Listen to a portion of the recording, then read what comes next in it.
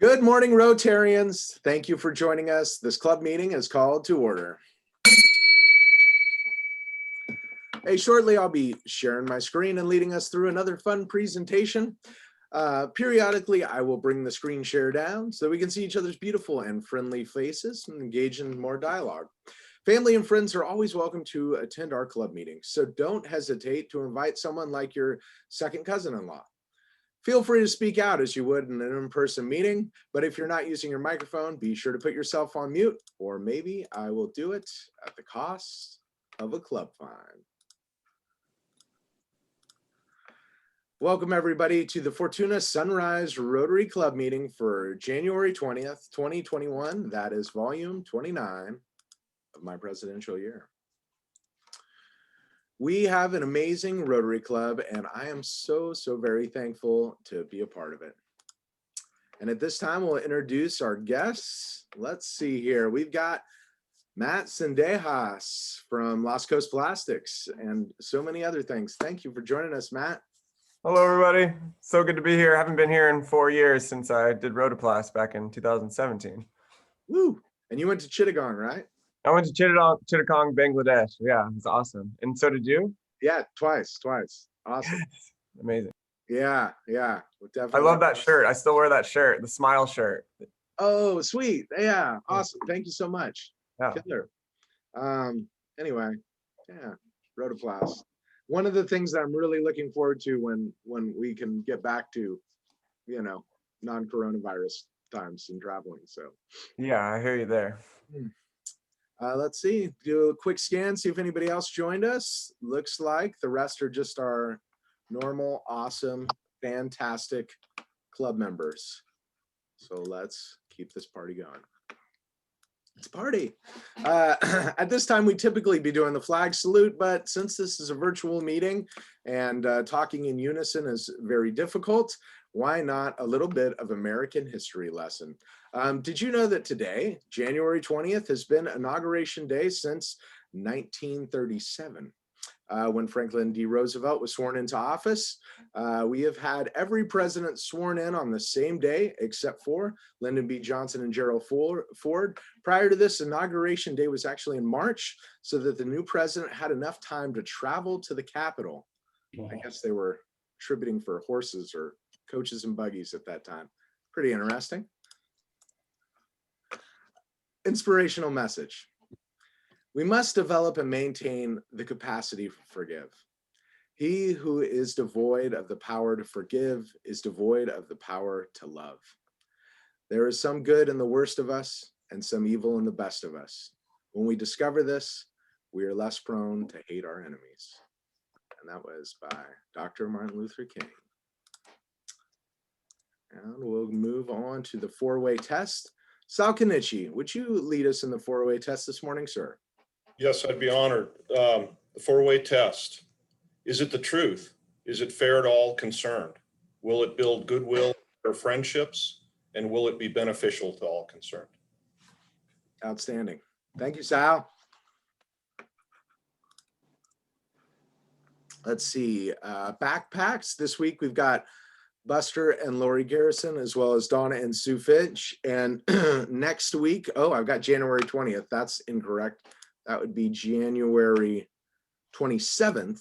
Pardon me, we've got Keith Borges, and we have an open slot. So please, if anybody is willing next week, they'll need some helpers there. So if we could get one other person, that would be amazing.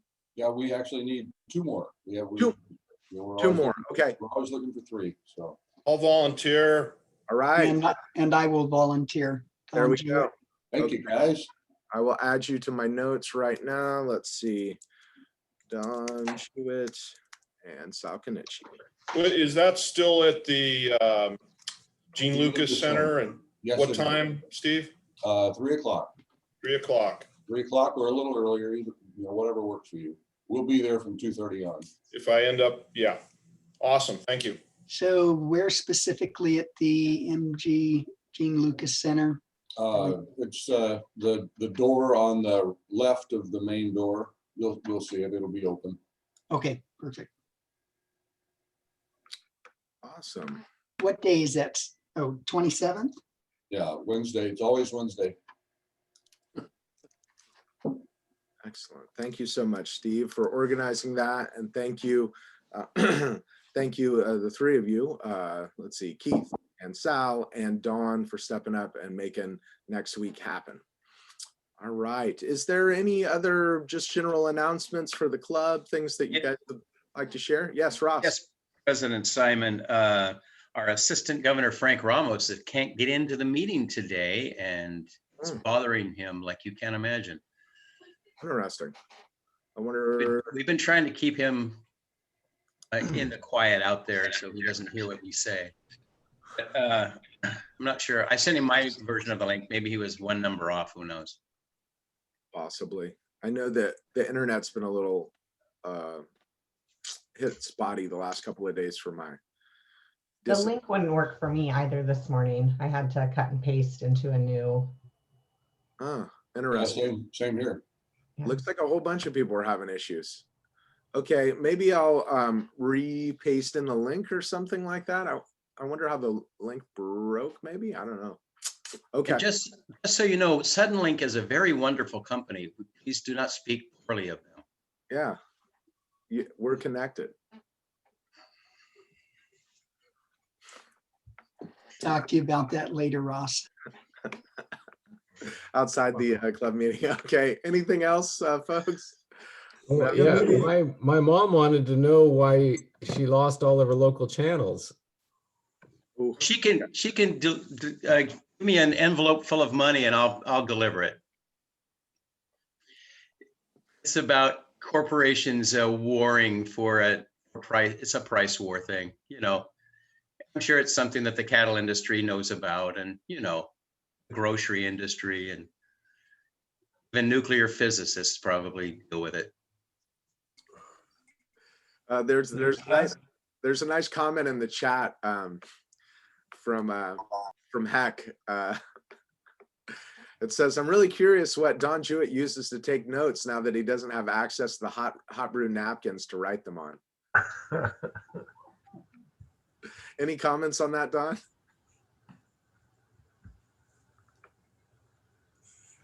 You're on mute, buddy. Those are the best comments, Don. Yeah. That's the shortest thing he's ever said. Good stuff. Good stuff. And we were all listening. Hey, you know what? Never mind. Hey, Simon, I have something. Yeah, please. See if I Oh. stall enough, somebody's gonna, talk here. Say something. So our friend Don Winterholm had a fundraiser this weekend because he has a generous heart. And it was a fundraiser for Darley Diaz. She is, as Keith can attest, one of our really wonderful scholarship recipients from last year. She was awarded the Paul Harris Academic Award. And we awarded her that award. Her plan was to go to San Diego State on a pre-med with a pre-med plan, and she got derailed by cancer. And so Don raised some money, and there's an account set up for her at Redwood Capital Bank. If you wanted to contribute directly, you can just drop it by the bank with her name on it. She and her family, I think, Keith, correct me if I'm wrong, I think that she's the first in her family to go to college. Just a really bright light, and is having a battle with cancer at a crazy young age. Back to you, Simon. Totally. Very, very, very sweet family. The Diaz is always, as a young man around here, they just invited me into their family with open arms. And I spent many Thanksgivings and Christmases with that family when I had a small family, didn't really celebrate. They're just awesome folks. So it's really sad to see this going on with Darley. And I hope the best for them. So yeah, any way that you guys can help support would be awesome. Anybody else? All right. Hey, so being an art educator, every week I'm introducing the work of an artist and talking a little bit about their work. And then I give a Rotarian from our club, whether they like it or not, an opportunity to talk a little bit about their art in their own words. So this week we're featuring an artist that we did, and I think one of those Who's the Artist challenges earlier on, and I thought it was time for a little bit deeper look into the art of Banksy, an anonymous street artist. Yeah,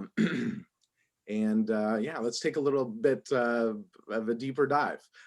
No photo of the artist because he has remained anonymous all these years of producing art, but this might be a backside shot of him here in the coveralls. Okay. So, hey, well, I went too far.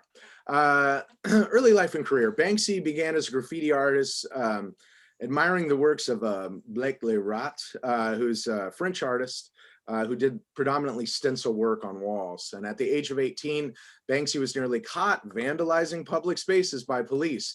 As his crew fled the scene, Banksy was stuck hiding beneath a dustbin van. And Banksy noticed stencil letters sprayed onto the truck.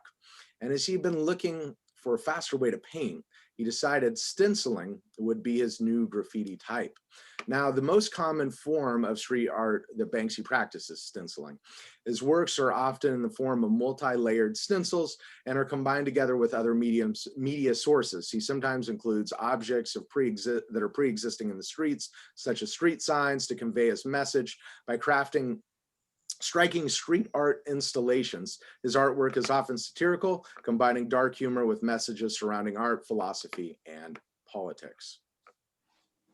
So here we've got three of his pieces. We've got in the spirit of 2020 here, we've got the burning dumpster fire here, and it's creating all these dust that's going up into the air, and a kid's enjoying it like it's snow falling from the sky.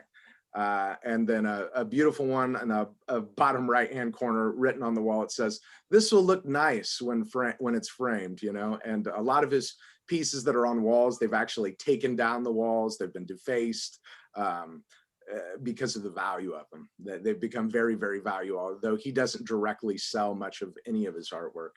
And then we've got a parking a sign that's been defaced, the ing taken away, and it just says park now, and there's a girl swinging from it. Cool little play on words. Okay, a little bit deeper here. The Waldorf Hotel. So this is more of an installation piece that he's kind of gotten into later in his career. Originally, the Waldorf Hotel was intended to be a temporary, provocative piece of installation art, churning the oppressive 700-kilometer-long wall that cuts through the occupied Palestine or Palestinian land into an improbable. Oh man, somebody having some audio issues there? I can't even see who it is to find you here. So anyway, he took this 700-kilometer wall that cuts through the Palestinian land into an improbable tourist attraction. Visitors drawn to Bethlehem by Banksy's art, both inside the hotel and the colossal wall outside, are given the brief but potent taste of Palestinian life in the shadow of Israel's military infrastructure and confinement. It proved unexpectedly so successful that it was soon competing as a top tourist attraction. From the most disconcertingly lavish presidential suite where the water splashes from a bullet-strafed water tank into a hot tub, to the bunk beds in a budget room scavenged from abandoned army barracks, the hotel is playful and strongly political.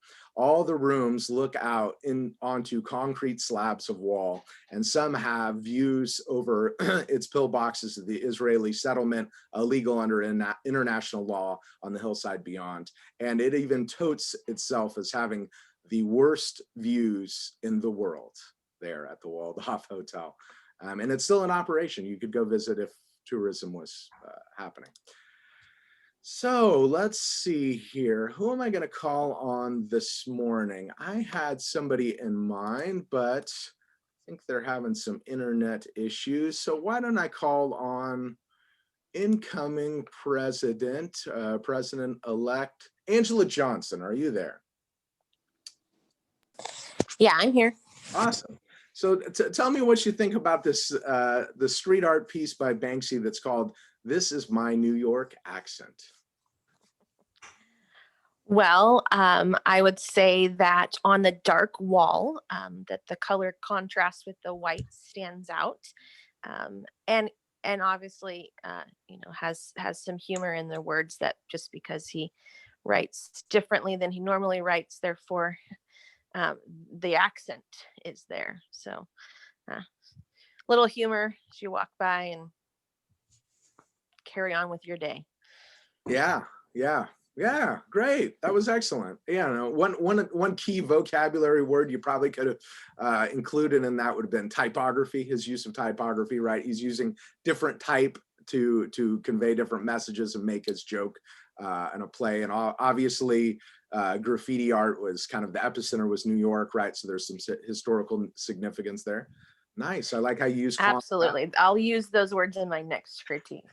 Yeah, and great acknowledgement of the colors and the contrast too, right? Because dark gray wall, white lettering, it would pop. If you did black letters on that dark gray wall, it wouldn't look as good. So excellent observation there. How about $10, Angela? You think you can handle that? Sounds great. Not a problem. Awesome. Thank you so much. And since I'm picking on folks, how about we do a little art game again? This one's what piece sold for the most money? How about Pete Fennell? You still out there, my friend? Maybe? Peter. Maybe, maybe not. Maybe I need to call on somebody else. Let's see. Oh, I see him. He's shaking his phone. Maybe he's just trying to get the mute off. No voice. Okay, how about I can see your face though, so you can hear me. You got to guess 1, 2, or 3. You can just hold up fingers. How about that one? Okay. So Pete, looking at these wild paintings from the late artist Jean-Michel Basquiat, who also was known for doing quite a bit of street art and from the East Coast, can you guess which one of these art pieces fetched the highest dollar in auction? Was it 1, 2, or 3? 1 is named Baby Boom. 2, the 3 delegates. He's going with 2. That was a really good guess, but completely incorrect. That's a $5 fine for you, sir. Sorry, my friend. How about Don Jewett? You got a 50-50 chance here to guess right. We got 1 or 3 left. President Simon, I am looking at these pictures and imagining them as being displayed on a cruise boat where I've purchased art before. And they are, okay. Going with my gut here, number 3. Number 3, the Untitled piece. And that sold for a cool 14 million, but also incorrect. Oh, that is way out of my price Hey, range. Yeah. Hey, President Simon, Yes. Pete Fennell is in the Century Club. Oh, goodness. Hey, Pete, do you want to pass that on? I know it's hard to say. Do you want to pass it on or do you want to put it to polio or something like that? I'll pay past President Peters fine. Oh, he's saying he wants to put it towards polio. Yeah. Oh, okay. All right. But I'll still hit you for $5, John Jewett. How's that sound? Okay, sounds good. I'll add it to my bill. Is he getting closer to the Century Club himself there, Ross? I should be. Oh, and while we're killing time here, the middle one sold for 18 million, and the number one, the one that sold for the most, Baby Boom, $35 million. And one of the art teachers at Fortuna High actually has an original Basquiat piece, little small one that he bought. He did a lot of work during his life and died tragically at 27, but still produced a huge body of work. Okay, let's see. So typically at this time, I do a weekly recognition. I draw maybe a portrait of a club member and talk a little bit about them, but I don't have anything to share this morning, but maybe there's somebody that's got a boast, a brag, something they'd like to share in our club. Anybody?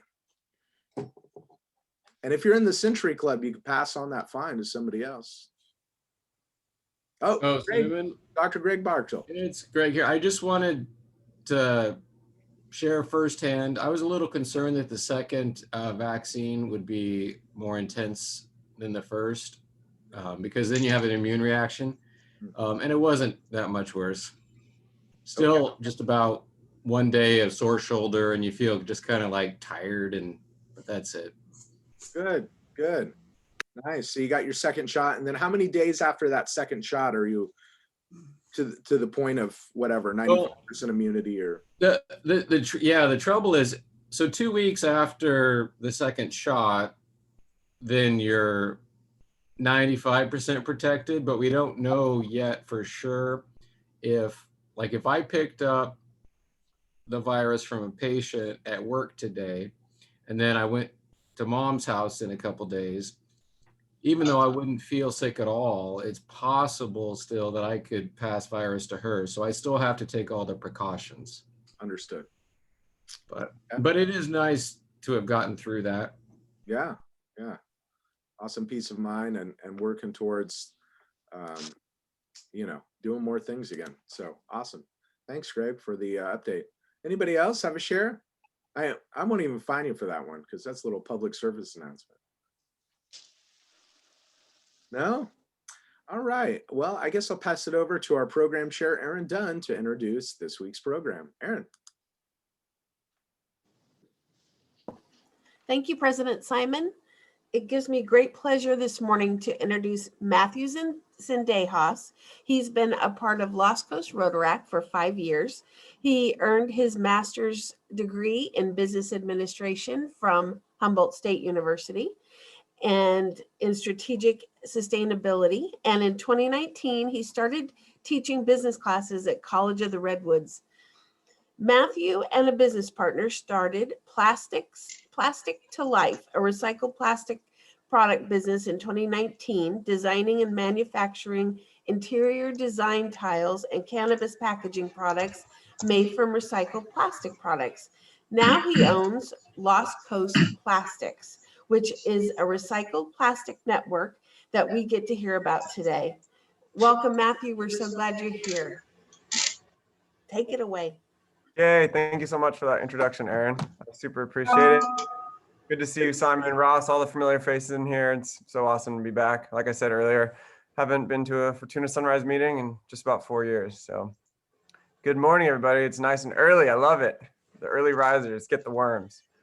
Well, I do have a little slideshow presentation to kind of walk you through my beginning stages of my recycled plastic career business. I've recently transferred to another business, but I'd like to share my screen if that's okay, and get you a little presentation going. All right, let me go.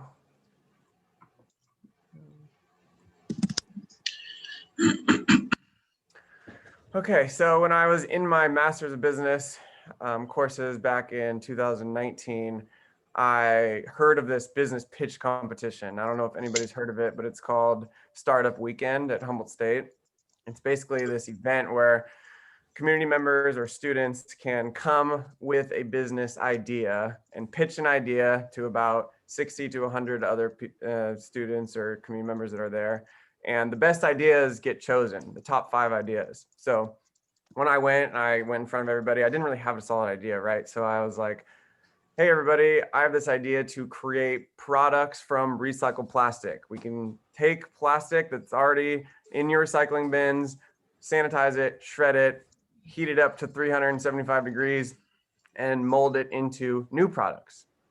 Seems easy. And that was the one of the top choices. So I gathered a team, and then 45 hours later, we pitched to these judges, and we ended up winning that business pitch competition, going to this next round where we end up winning. And then we went to Sacramento a few weeks later, which the grand prize was $7,000, 3 different prizes. And we end up winning first place, most sustainable award, and the crowd favorite.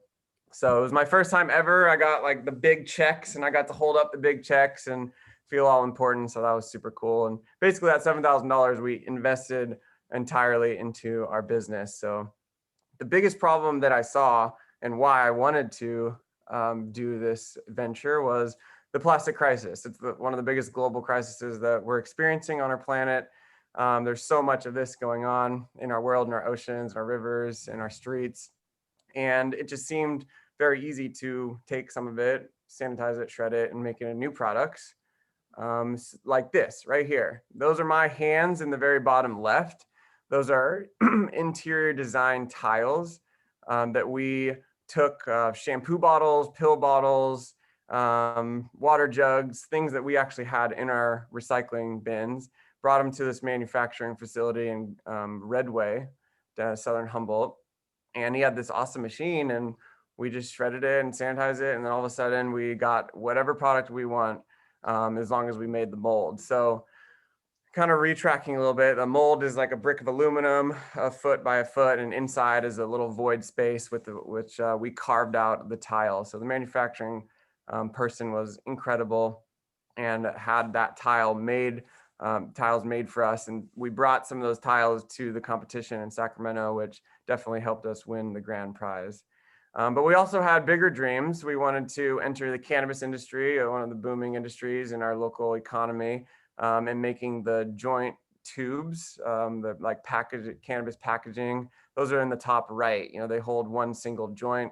They're sold at all the dispensaries. There was 450 million joints sold out of these tubes in 2019. So almost 500,000, almost 500 million of these things entered California consumers last year. So I thought, why don't we make them out of recycled plastic? Because this is all virgin plastic coming from China. And then in the bottom is the Frisbee discs. We wanted to enter the sports industry, and those bigger bins on the right are also in the cannabis industry or just storage, whatnot, sold at Costco. So this was kind of our dream to eventually, hit some of these bigger products. But we were focusing on the tiles and on the tubes. And also I had to show you the big checks that we got there. Those are one of the checks on the right with me and my team. And then the Sacramento State University newspaper. We're standing with our 3 checks and the president of Sacramento State there on the left. And that person on the right picture, the 2 individuals to the right of me, I don't know if anybody knows Sleep Train Mattress Company, but he is the founder of Sleep Train. And I Googled him right after I shook his hand, and he had like a 430 million net worth. So that was pretty cool to chat up with him and hear his insights. There's a little bit more close up with the president of Sacramento State and my amazing team. So after we won Sacramento, we were back in Humboldt County and in the manufacturer and down in Redway very often. And this is my business partner, Scott, or my previous partner, holding the plastic pellets. So the manufacturer has a shredding machine. You can put anything in there. He cuts up water tanks that growers deliver to him that they can't use anymore. People from Redway Recycling Center deliver him pallets sometimes that he can then shred up into these little pellets and sanitize it. And then those pellets are ready to go in the machines that you see to the right. Those machines are like 15 feet long, super sophisticated, like $50,000 at minimum. And I think these were like $200,000 machines. And basically every 20 seconds, your product can pop out of it into a little bin. And so I got to learn about manufacturing, learn about how the plastic process works.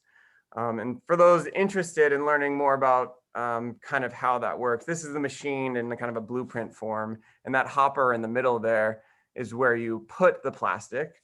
And then that plastic falls down the hopper into this rotating corkscrew where heat and rotation is combined, and heats it up to the perfect temperature, which is between 350 and 400 degrees, which basically turns the plastic into Play-Doh. Where you could touch it if you're very quick, but it's super hot and just malleable. You can mold it into whatever you want. And then inside the mold there, the plastic shoots into the mold. Cold water is then filtrated through the mold, cooling it down, and then it pops, the mold opens, and out comes your product. And it was cool to look up videos and see huge laundry baskets and big bins, huge trash cans falling out of these machines. And those machines are much bigger than the ones I saw, but the process is pretty similar. The ones that are pumping out laundry baskets, they're coming out 20 seconds, and it's pretty incredible to see. So our tiles won us the competition. That's what walked us, or that's how we walked away with 7,000. But coming back, we installed the tiles at one salon in McKinleyville as backsplash behind their sink in the back room. They were our first customer. They're awesome. We talked to Pearson's Building Co., Arcata Pro Floor and Design, or Abbey Pro Floor and Design.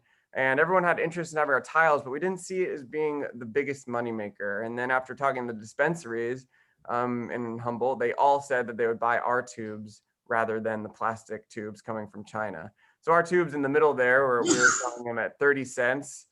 You can see the higher end tubes there to the right, which are glass and hemp tubes, a little bit more expensive. And the ones on the left, those are the ones coming from China at very cheap cost, very not the best, groovy, not the most sustainable methods going into that production. So our tube fit right in the middle of the price points, and we were able to have a good price for any of the dispensaries.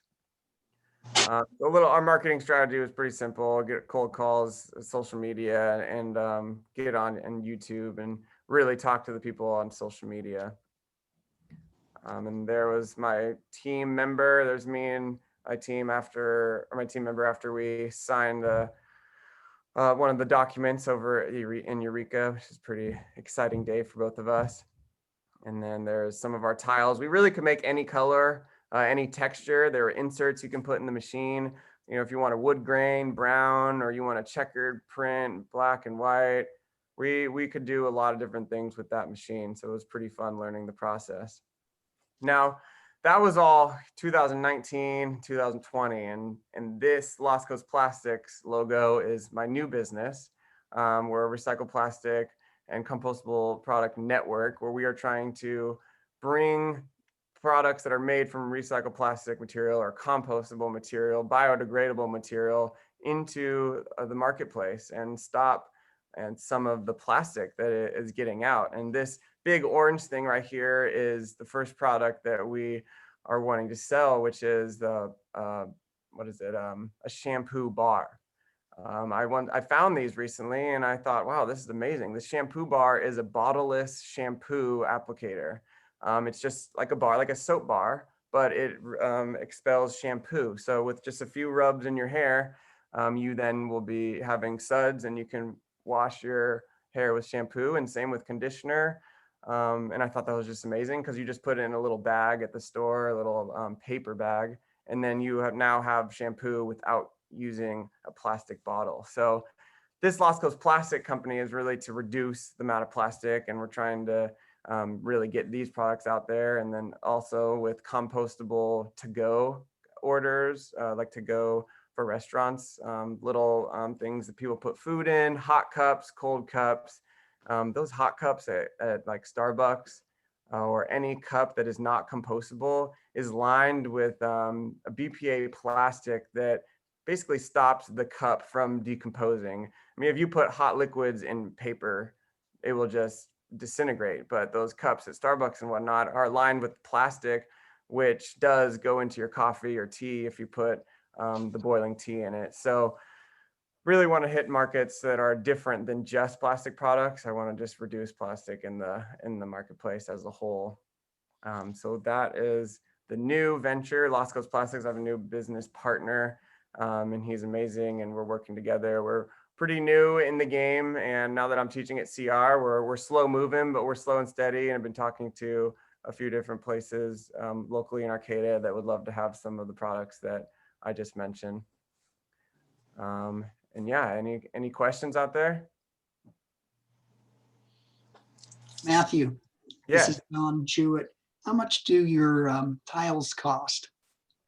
The tiles we were selling at $1. Okay. So a square foot was right here. Oh, can I take off my screen? Stop.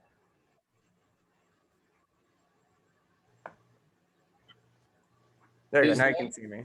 Is that company? I'll show you right here. This is what we actually brought to Sacramento, and you use sandless grout so you don't mess with the tile. And then just like mortar and grout, same old, same old. It's applicated very similar or exactly the same as other tiles. But wholesale dollar, retail $2. So a square foot is the price point's right in the middle, about $12. You know, some of the high end square foot tiles are like there's like a recycled stone that we were kind of competing with. They're called Environ Stone. Those are at like $25 a square foot. And then, you know, you can get down, even at Pearson's has $1.50 per square foot, but we wanted to offer somewhat of a premium for the recycled application. Thank you. I have a question. Yeah. Is all this plastic, I mean, can it be recycled again after it's used? Yes, it can be recycled up to about 10 to 20 times. And that numbers change with our research and different case studies we've read. But we did learn that some of the particles in there do get lost in the amount of recycling you do. So there is actually a life cycle to, you know, one shampoo bottle, you know, as many times you recycle it and heat it up and cool it down. Yeah. Thank you. Good question. Hey, Matthew, what's the most difficult part of your business? Is it marketing? Is it design? Is it manufacturing?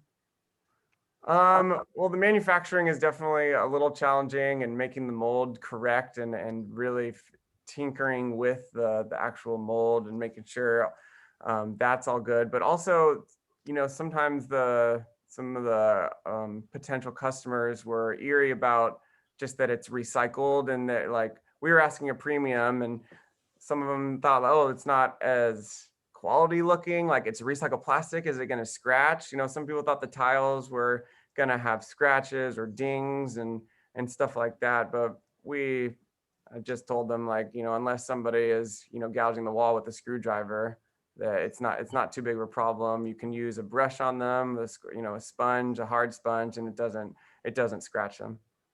It was real interesting that the joint tubes have come out as being plastic. You know, in the cigarette industry, they're paper. Mm-hmm. Why was that, you think? I think I think it has to do with the smell, or something about the child-proof. I mean, the child-proof regulations alone are pretty intense, and you know, I'm seeing, you know, at the dispensaries, some of them even have cardboard now. They're like cardboard, but in the cardboard is like another box that's made of plastic. So they're like using multiple different layers just to really fight the BCC, or the Bureau of Cannabis Control in California, which really holds tight on those like childproof. But I really think it's maybe the smell, but also the childproof. You know, how hard is it to get in? I'd love to see the no plastic. I'm totally with you though on all those. Oh yeah, Greg. Two things. Like your point about the cups at Starbucks is so important. We found out in medicine that the plastic baby bottles that you mix up formula in, if you warmed it up, the heat would cause plastic particles to enter the milk that the babies were drinking. So they'd be drinking millions of particles of plastic every time they had a bottle of milk. Crazy. And then you're doing the same thing with your Starbucks coffee. Yep. Then I just noticed you were talking past tense about the first company. Are the products still available, or did you just move on and close that first one down?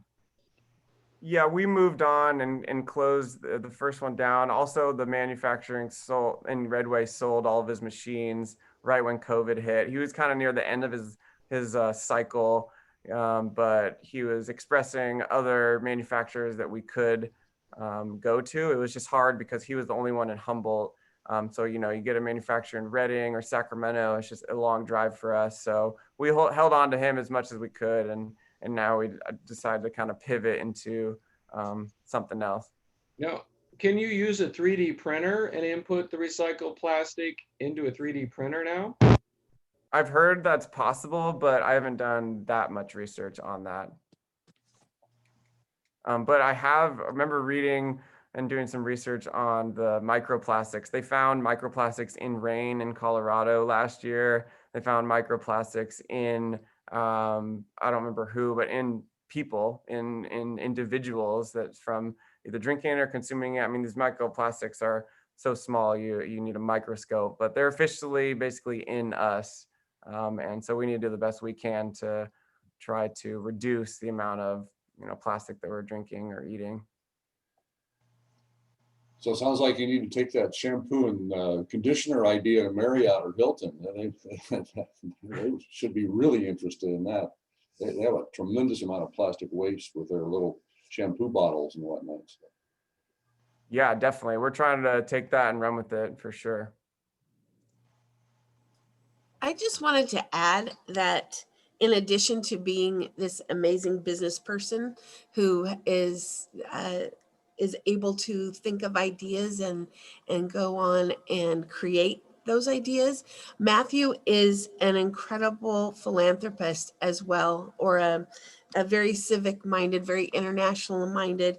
As he and Simon were talking before the meeting started, he was, when he was a Rotaractor, was selected to go on a Rotoplast trip at one time, but also has a nonprofit that works in Uganda as well. So in addition to being this incredible business person, he balances that with humanity, work with humanity. And so you're really special, Matthew, and we're really glad you could be here today. Thank you, Aaron. I appreciate that. And a little success story on the nonprofit that you mentioned. I started in 2014 to work with a small grassroots company out in Uganda, Africa. Went over there, spent 100 days in a few years span, and then ended up bringing 31 individuals in 4 different trips over there, building up a school and a community. And then we helped them start a small business, like a taxi service company, and get a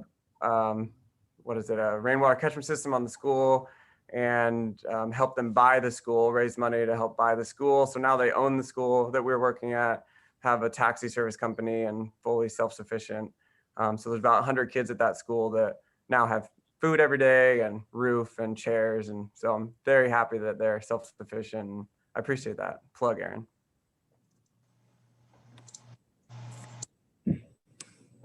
Hey, Matthew, are you soon to age out of Rotaract? I just turned 28, so I have a couple years. In 2 years, Fortuna Sunrise will be looking for new members. So, you just keep that in the back of your mind. I'll keep that in mind. Who knows where life's going to take me. I know I'm always going to be in Humboldt forever. So I would say that, it's a possibility. Stick with Rotaract as long as you can, Matthew. It's cheaper. Yeah, I love Rotaract. I've been in there for 5 years now, and it's definitely feels like home there. Hey, Matthew, John Sapper here. Nice projects.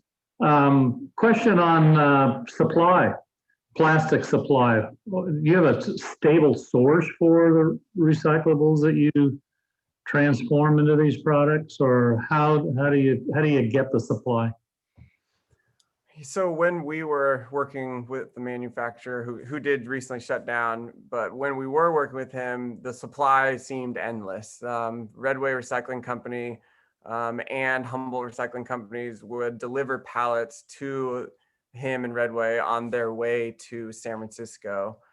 So basically whenever he needed plastic, he could get it. And number 2 plastic is the most commonly recycled plastic on the planet. Those are our, it's called high density polyethylenes. Those are our bins, the laundry baskets, the shampoo bottles, the bottles that hold oil, kind of the more dense or sturdy, but also flexible and not breakable. Your Legos and your more brittle plastics are number 5, which is also what we used too.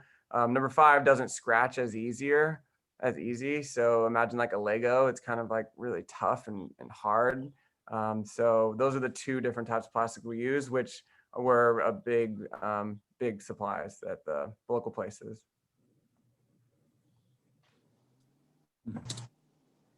Yeah. Thank you so much, Matthew. Any other questions for Matthew this morning? Okay. Thank you so much for coming and telling us about all your adventures and business ventures and all that stuff. Really, really exciting. Lots of questions too this morning. Thank you, club members.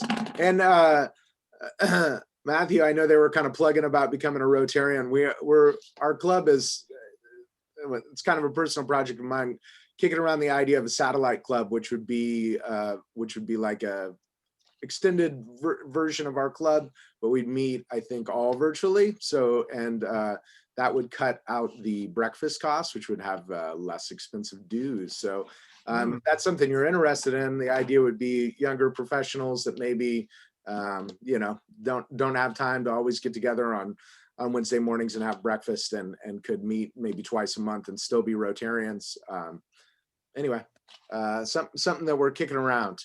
Cool. Great idea. Thank you. Yeah, you bet. You bet. And also members that signed up for the, what is it? The major fundraiser, or talking about the major fundraiser. I'm thinking about doing Friday morning. I'll send another email out. That seemed to be the most popular day for everybody. When I polled y'all, there was 5 or 6 of you. Gosh, it was probably a month plus ago. So we'll probably shoot for Friday morning, same time as the meeting, do a 7 to 8 kind of thing. So if you were in that group, I'm not looking at my list right now, expect an email from me this afternoon. Cool. Awesome. We'll do the raffle and we'll get you all on your way. Win untold fortunes this morning. Ross, what are we up to? $60. $60. Okay.